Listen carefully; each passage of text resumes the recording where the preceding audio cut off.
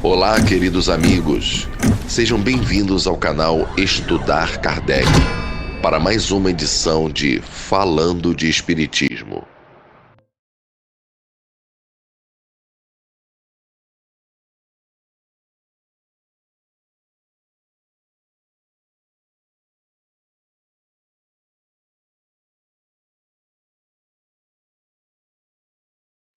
Olá, queridos irmãos, queridas irmãs, juntos aí, mais uma vez, para trazermos hoje para vocês aqui a segunda parte do nosso trabalho, que iniciamos ontem, da nossa querida irmã Cláudia,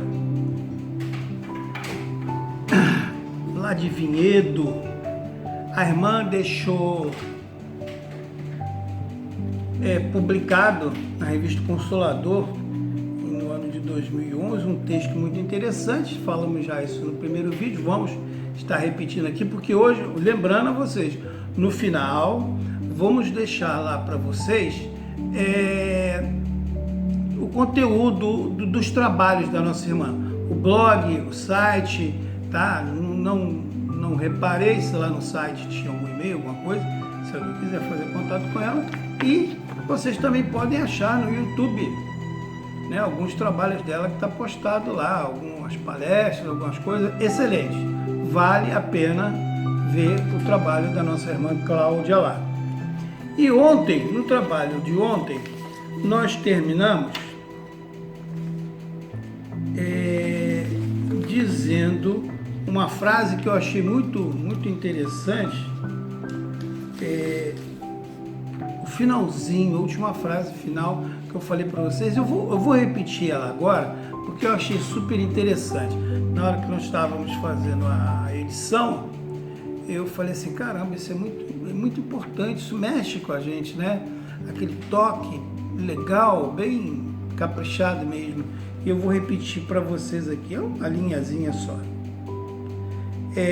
Antes de começarmos aí a segunda parte, tá? Isso aqui eu estou repetindo o que foi dito ontem, na hora que nós encerramos o trabalho. Diz assim: a sabedoria nada mais é que a inteligência revestida de amor, ou ainda podemos situá-la como sendo o amor guiado pela inteligência. Olha que bacana! Não vale a pena refletir sobre isso? Darmos aí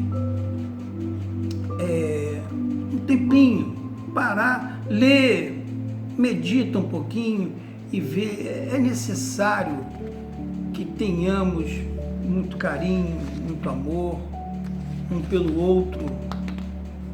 O mundo não é feito de uma pessoa só, são de várias pessoas.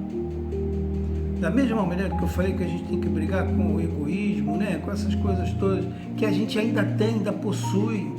Estamos aqui no corpo da carne ainda, a gente ainda possui, infelizmente, esses dons que a gente está tentando jogar fora.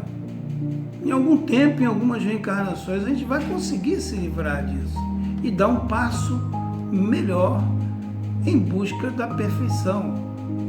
Isso, porque esse é o destino de cada um de nós. E nós temos que começar muito bem por aí, porque quando eu sempre falo, em todos os meus vídeos, que eu falo de estudo, é para que a gente tenha conhecimento, para que a gente, através da leitura, através do estudo, feito em grupo, ou mesmo aqueles que não gostam, que simplesmente assistem os vídeos, ou fazem de outra forma, que tenha base para poder começar a mudar. Mudar a si, não os outros. Você não vai conseguir mudar o outro, mas consegue mudar você mesmo.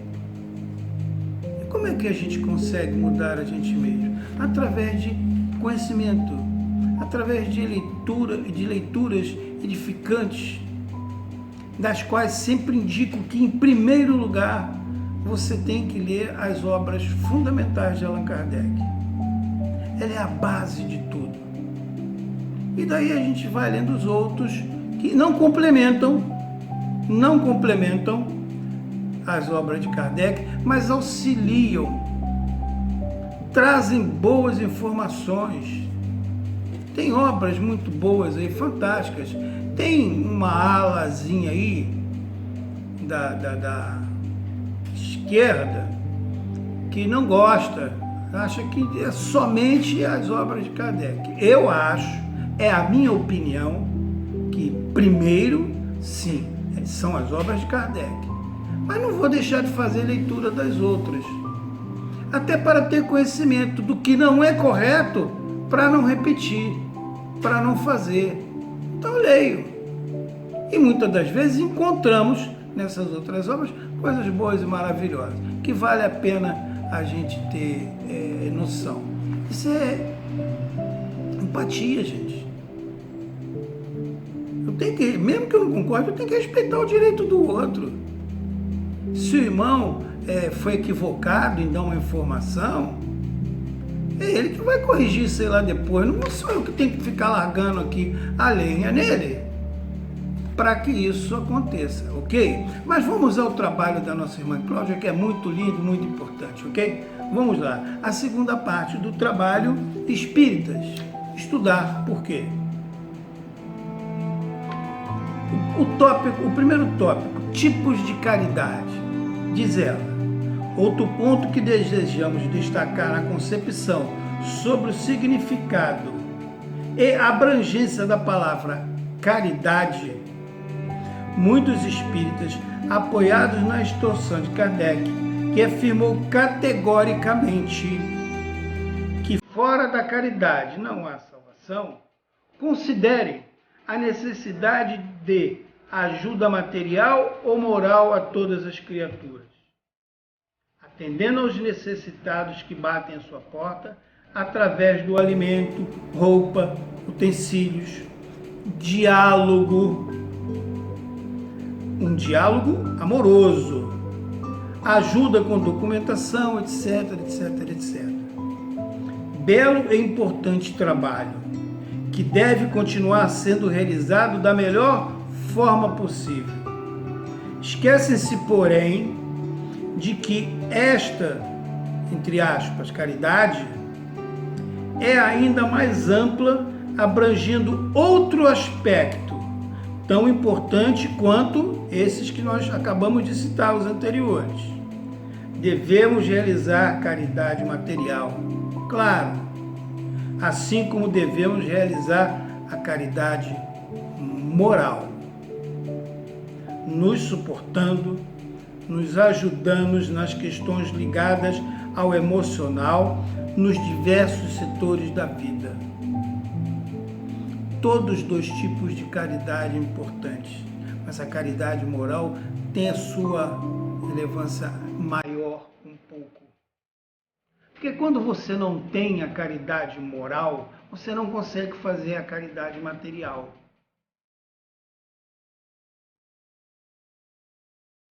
E acredito estar correto nisso que eu estou falando. Vamos analisar, para dar uma analisada, vê aí, está cheio de exemplos aí de pessoas que não têm qualidade moral. Vê se ela faz a caridade material. Entretanto, a caridade envolve um aspecto importante do conhecimento humano, relacionado à instrução. Esta faceta da caridade pode ser classificada, segundo as palavras de Jesus, como sendo o pão para o espírito. Desenvolver a prática e praticar esta caridade é, antes de tudo, um exercício, prestem atenção, desenvolver e praticar esta caridade é, antes de tudo, exercício de inteligência aliado ao amor. Conhecer, compreender e manter a mensagem enviada por Jesus à Terra em sua forma original, respeitando suas diretrizes, inclusive no que se refere à progressão dos conhecimentos relacionados. A compromisso de tudo, espírito cristão, sendo de grande responsabilidade diante do manancial de informações contidas dentro da doutrina espírita. Outro tópico: compromisso do espírita cristão. Podemos, portanto, relacionar de forma sucinta 3 grandes compromissos pelo espírita diante de Deus e de Jesus. A. Compromisso com a doutrina. Importantíssimo. Importantíssimo. Estou falando isso para aquele médico que aparece lá de vez em quando, na casa espírita. De vez em quando, ele é descompromissado. Tem um dia pelo menos, um dia só. Eu vou lá toda quarta-feira, toda segunda.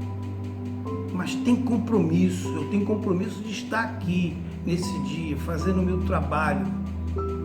Porque dependendo do trabalho que você exerça dentro da casa espírita, você faltando, você compromete. Compromete o bom andamento do trabalho. Pessoas têm que se deslocar de um lado para o outro para cobrir o teu trabalho. Pessoas podem ficar desacreditadas. Poxa, toda vez que eu venho aqui, o fulano diz que vem, não vem. É ele que ajuda, é ele que faz isso, é ele que faz aquilo. Entenderam? Comprometimento com a casa espírita. Compromisso com a sua melhora íntima. Isso é seu. É sua obrigação de todo dia melhorar um pouquinho. É que eu digo, não vai melhorar assim, ó, pouco, do dia para a noite. Eu brinco sempre aqui. Instantâneo é Nescau e leite ninho.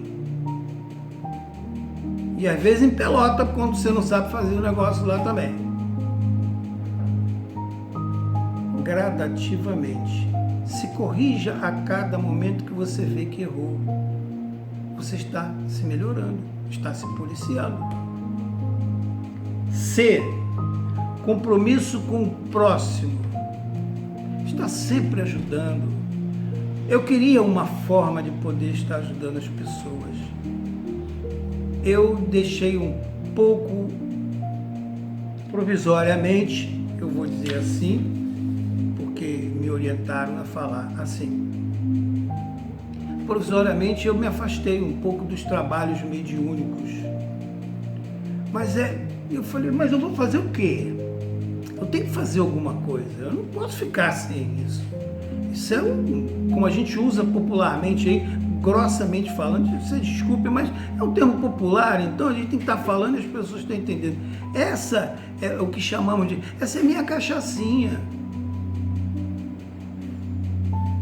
É isso aqui que me dá motivação para viver, para trabalhar, para fazer tudo. É estar envolvido no meio. E o que eu vou fazer? Comecei a fazer os vídeos. Me sinto muito bem, estou fazendo um trabalho que, para mim, é um trabalho bom, porque eu estou ajudando algumas pessoas. Eu tenho recebido o retorno disso, graças a Deus, está tudo bem. Eu não fiz esse trabalho para ter grande quantidade, eu não quero repercussão de nada. Eu estou fazendo porque eu gosto de fazer, porque eu sei que alguém vai precisar ouvir algumas dessas coisas que eu aqui estou falando. Então, tá aí, estou ajudando o meu próximo da minha maneira. Eu sei que algumas pessoas não gostam, mas o que eu posso fazer? É a minha maneira de agir, você não vai me mudar não, quem vai me mudar sou eu mesmo. Né? E entra mais um tópico. O que estudar? Toda a construção de novos conhecimentos, diz ela, de disciplinas pré-existentes, partes essencialmente de certos axiomas, certos pontos fundamentais apresentados, teóricos sérios, que se tornam, devido ao seu esforço, responsabilidade e seriedade. Parei para frisar, hein? Responsabilidade e seriedade. clássicos da área em questão. Einstein tornou-se um clássico da física quântica, Freud da psicanálise, Comênios da pedagogia e assim por diante, para construirmos novos conhecimentos dentro das ciências destacadas. Necessitamos repassar conceitos primeiros, antigos, trazidos por esses grandes expoentes. Pois bem, o Espírito Verdade,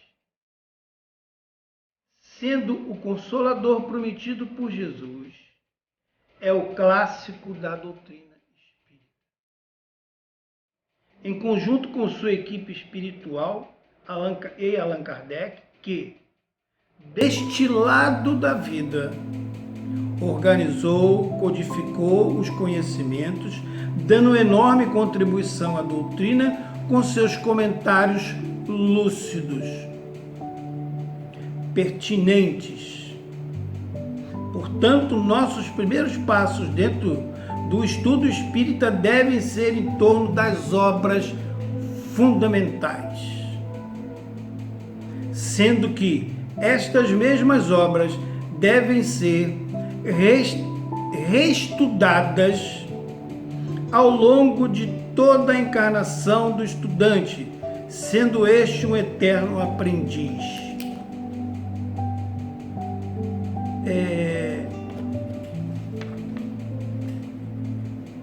Eu vou dar uma paradinha no texto dela aqui e frisar aqui de novo isso aqui. Devem ser reestudadas ao longo de toda a encarnação do estudante. Porque tem gente mais antiga, dentro da doutrina espírita, que tem por hábito, e o que eu chamo de mau hábito, é se expressar equivocadamente, dizendo, por muitas vezes, tanto aos novatos quanto aos mais antigos também, não, eu já li toda a obra de Kardec, eu não preciso estar reciclando nem estar fazendo nada. Vai entender? E aí? Você tem que chamar esse irmão às conversas. Meu irmão, por quê? A gente está sempre aprendendo todo dia. E cada vez que a gente lê, a gente encontra detalhes diferentes. Olha, isso é bacana, isso é muito legal. Por que se encontra detalhes diferentes? Porque você aumentou o teu compreendimento das coisas que ali estavam sendo ditas. Você se informou, aprendeu, leu a segunda vez, se informou novamente, mas já teve uma outra visão, mais clara, mais ampla, mais completa. Aí quando você lê a terceira vez, caramba, ampliou mais o meu conhecimento. Não, isso aqui pode ser visto dessa maneira também, que é melhor do que aquela outra que eu vi da outra vez que eu li, e assim por diante. Você vai aumentando a tua compreensão, né? Isso é muito, muito, muito, muito importante. Então, essas pessoas que acham que porque já leram uma vez e já tem 10 anos de casa, não sei o que lá, não tem que ler mais, é besteira. Os senhores que comandam essas casas espíritas deveriam trazer essas pessoas à conversa e explicar a eles que isso é importante. Sem se importar que se ele vai se melindrar ou não. Mas você está fazendo a ele um bem. E se ele não quiser acatar esse bem, é o risco dele, né? Vai fazer o quê? Você também não pode obrigar o cara a estudar. Mas você tem que explicar para os mais novos que estão começando que isso é importante, para que no futuro ele não faça isso que esses hoje fazem.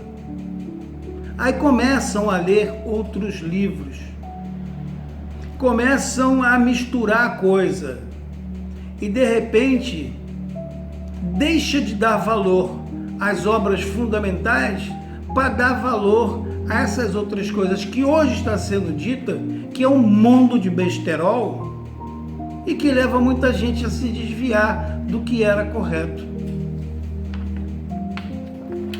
Seguindo, ousamos comentar que o Espiritismo assemelha-se muito mais com o cordão que liga todas as contas do colar dos saberes humanos do que mais uma das contas.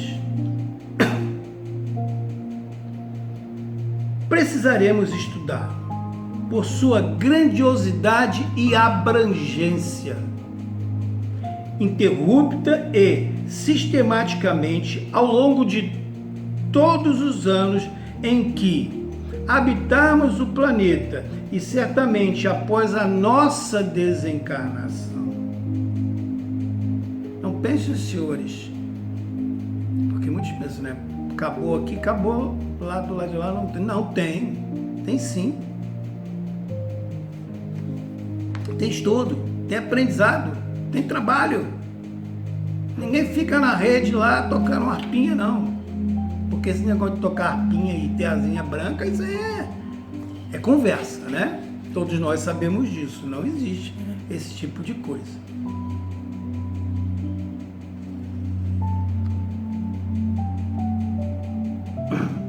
Vou repetir.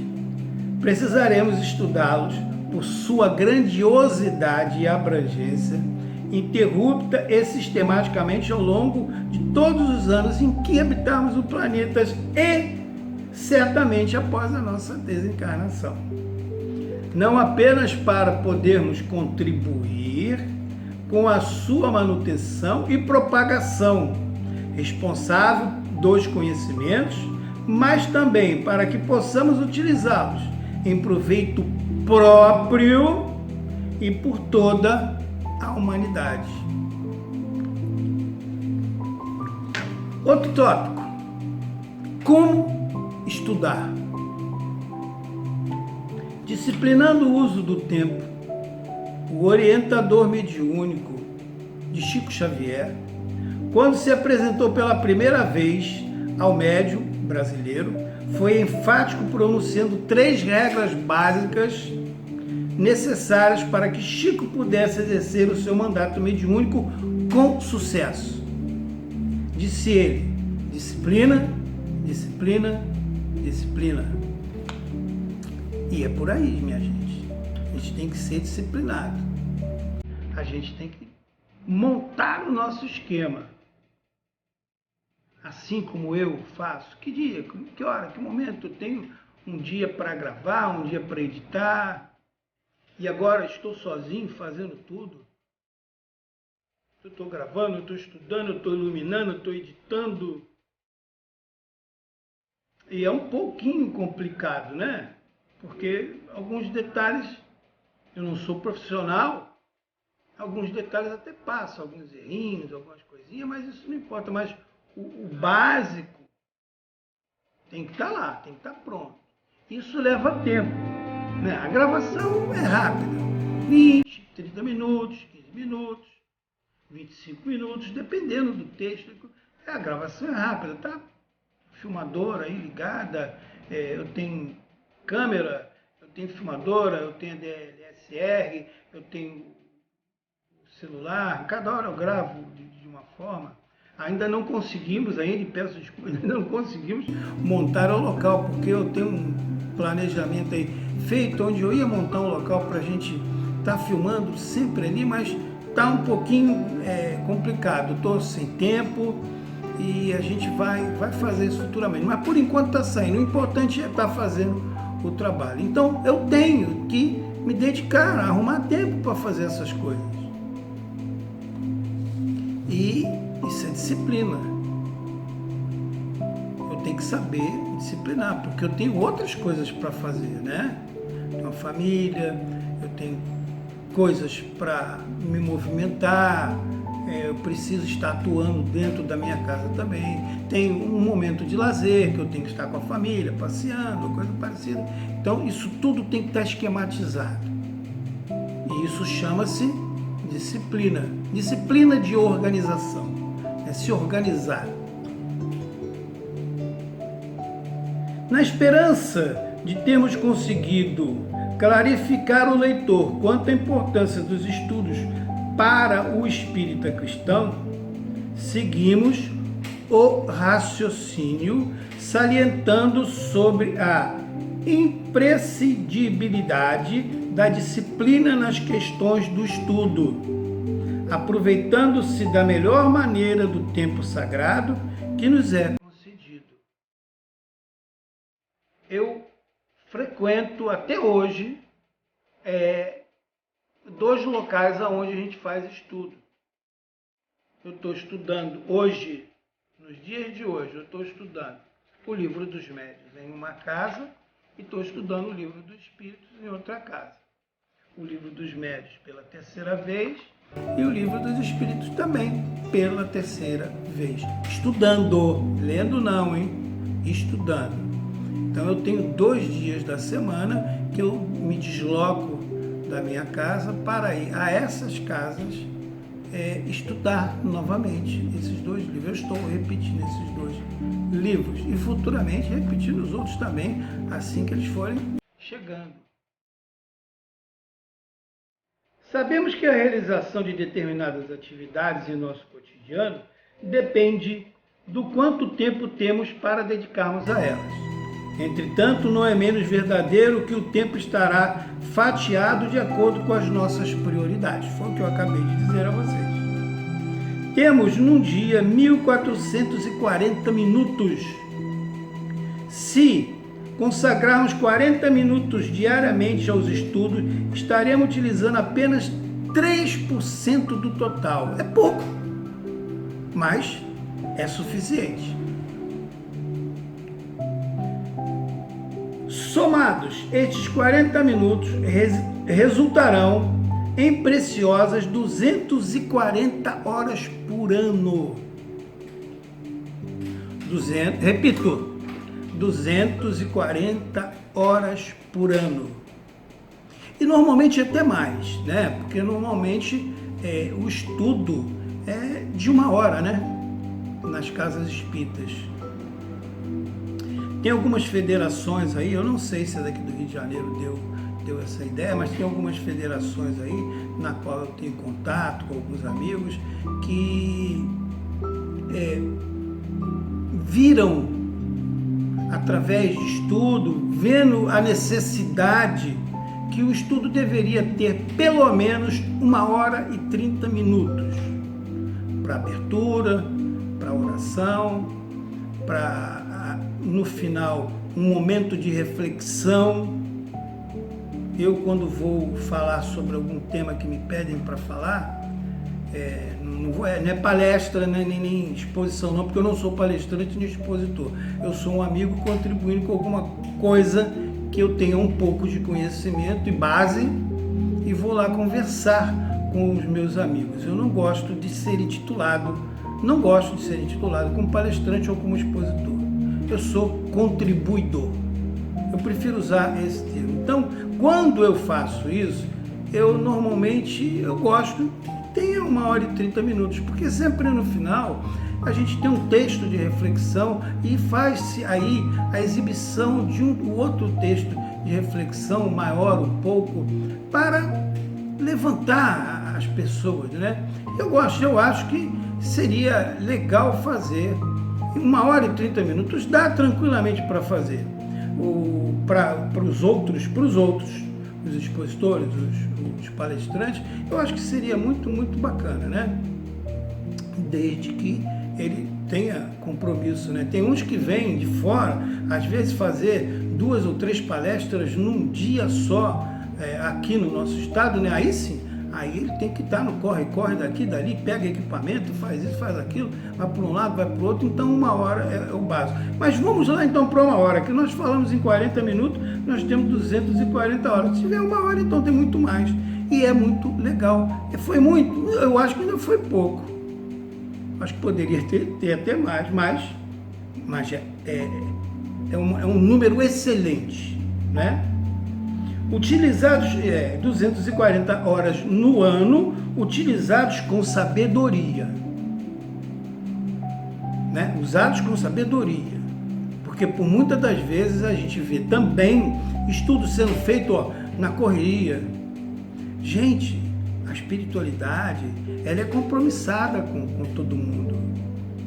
Se amanhã, uma suposição, um exemplo, amanhã vai ter um estudo em determinado lugar, hoje a espiritualidade já está arrumando aquele local. Mas se você for passar um pouco do horário previsto, determinado, ela também vai estar ciente disso, que isso vai acontecer, e ela se prepara. Porque eles estão do outro lado com uma visão muito melhor do que a nossa. Então não se preocupe se você ultrapassar o seu horário por alguns minutinhos, ou se mesmo começar atrasado alguns minutinhos. A espiritualidade está ciente disso e ela remaneja, ela encaixa as coisas da forma que não vai atrapalhar o andamento do trabalho deles também. Não quer dizer que para isso você tenha sempre que estar chegando atrasado ou ultrapassando o horário previsto, né? Isso aí é um caso especial, uma vez ou outra, isso acontece. E a gente se posiciona dessa maneira, mas não fiquem preocupados em, olha, tem que terminar, porque a espiritualidade tem compromisso com a espiritualidade. Calma, a espiritualidade sabe que você ia ultrapassar. Ela sabe que você ia chegar atrasado porque o ônibus enguiçou, ou que o seu carro furou um pneu, ou se de repente durante a palestra teve um pico de luz. Como é que você vai fazer? Ficou 15 minutos sem luz, a luz voltou, você tem que usar esses 15 minutos depois. Se não ultrapassou o horário, ultrapassou. Mas a espiritualidade sabia disso. Então não fiquem preocupados, nem fazendo muito mimimi com esses tipos de detalhes pequenos, né? Lembremos ainda que a função principal da casa espírita é a de auxiliar a humanidade através dos estudos constantes, oferecendo um campo de trabalho, facilitando o amadurecimento do indivíduo e das sociedades. E quando ela fala aqui, e eu vou colocar aqui o meu dedo, eu digo o seguinte: lembramos ainda que a função principal, a base da casa espírita é de auxiliar a humanidade através do estudo. E estudo subentende-se obras fundamentais da codificação de Allan Kardec. As outras vêm depois.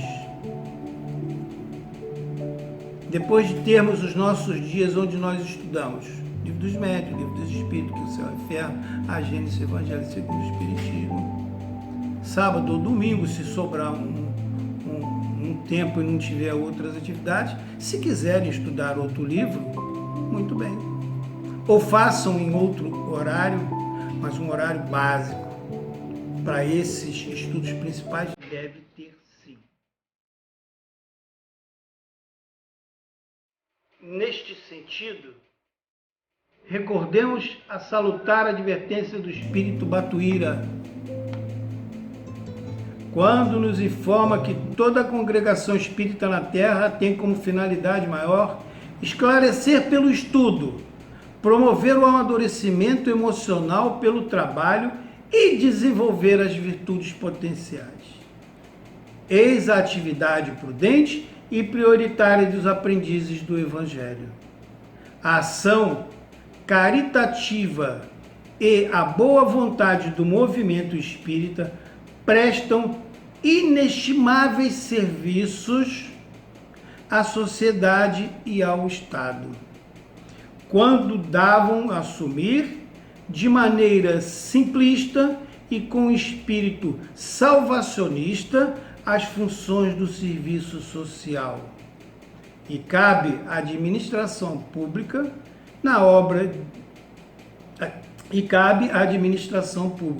Isso está na obra Conviver e Melhorar, ditado pelo nosso querido espírito de Batuíra. Finalizando os nossos apontamentos, encerrando ela aqui, ela aqui no texto dela, né, ela agradece por estar lá nessa casa, e eu agradeço a vocês todos aí por permitir que esse vídeo chegue até vocês mais uma vez através aqui do nosso canal Estudar Kardec. O próprio nome já diz, né? Estudar Kardec.